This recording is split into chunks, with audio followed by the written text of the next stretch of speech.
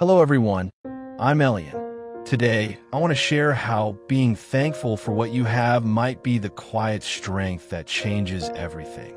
Before we begin, if you enjoy this, feel free to like or subscribe. Now, take a moment, look around. What's something small, something quiet that's helping you right now?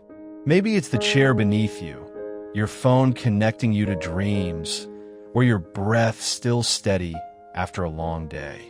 Gratitude isn't just about politeness or positivity. It's the foundation we forget while chasing something better.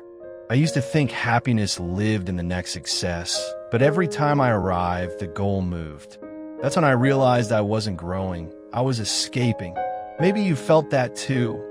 Always behind, unable to relax, waiting to be enough. But maybe the life you want is already here, and you're looking past it because your heart is tired. Gratitude doesn't ask you to ignore your problems. It simply asks, can you see what's still here even now? When we choose to be thankful again and again, life shifts.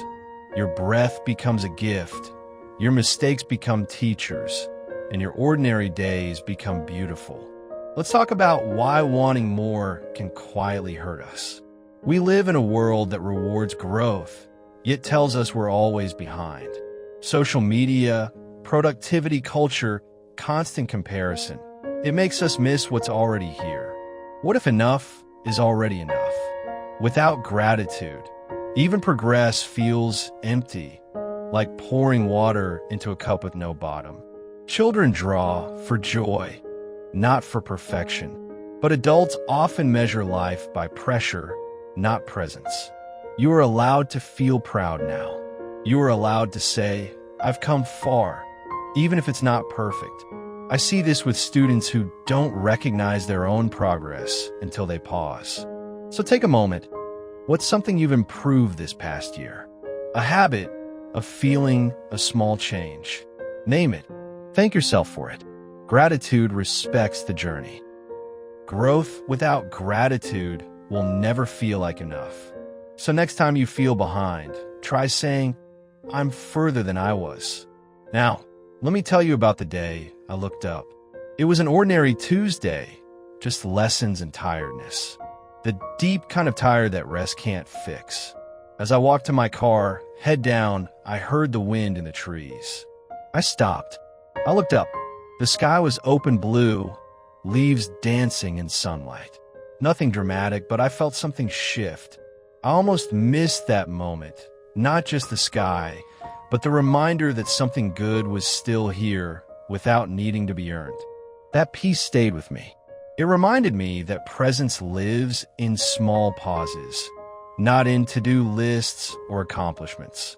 Have you felt that stillness before? It's not locked in the future. It's often nearby, in tea, in breath, in a voice saying your name. Gratitude often hides in what we overlook. And when we notice, we feel part of life again. That Tuesday didn't erase my problems, but it made me softer, stronger. Because sometimes just looking up is enough. Now think about ordinary things, your morning routine, your favorite mug, the feel of sunlight.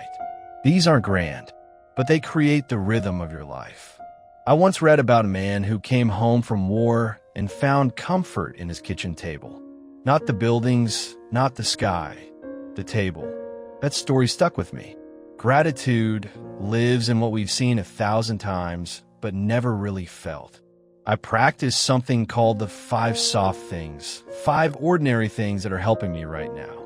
A chair, a warm drink, a soft sound, no pressure, just noticing.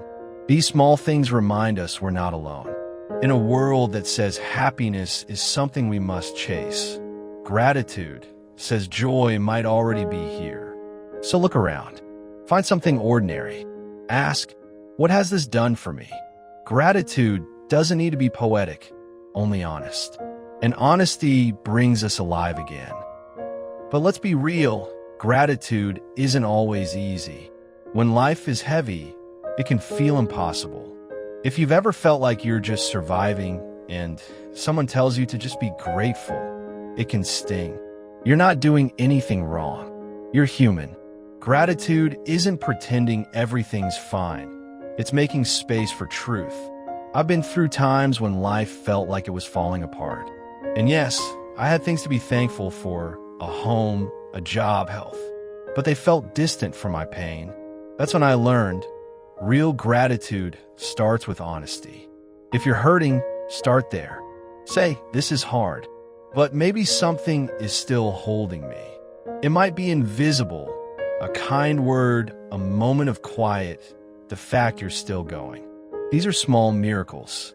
I once had a student say, I don't deserve to be thankful, but gratitude isn't a reward. It's not for perfect people. It's a way back to yourself. When life is heavy, don't reach for big truths. Just ask, what's keeping me going today? Maybe it's a song, a friend, a promise of rest. Let your answer be small and yours. Gratitude that survives the storm is the most powerful kind. Not because the storm ends, but because you choose to keep feeling anyway. If you're in a season of doubt, know this. There's still something soft and brave inside you. Start there. Gratitude doesn't change you instantly, but over time, it changes everything. It calms your nervous system. It helps your brain see safety, not just danger. It brings your heart back from running to returning to trust, to presence, to the belief that life might still be growing you. A student once told me she used to expect things to go wrong every day. Then she started writing 3 things that didn't hurt. My back didn't hurt. The bus came on time. My tea was warm. And after a while, she said, I'm not less scared, but I feel less alone inside myself. That's what gratitude does. It doesn't erase fear. It gives you something else to stand on. Think of the kind of person you want to become. Not your title, but your heart. Most of us want to be present, loving, peaceful. Gratitude is the path there, not through force, but through noticing, gently, daily. It makes you patient because you see what you have. It makes you generous because you realize you're already full. It makes you grounded because you no longer need every moment to be perfect.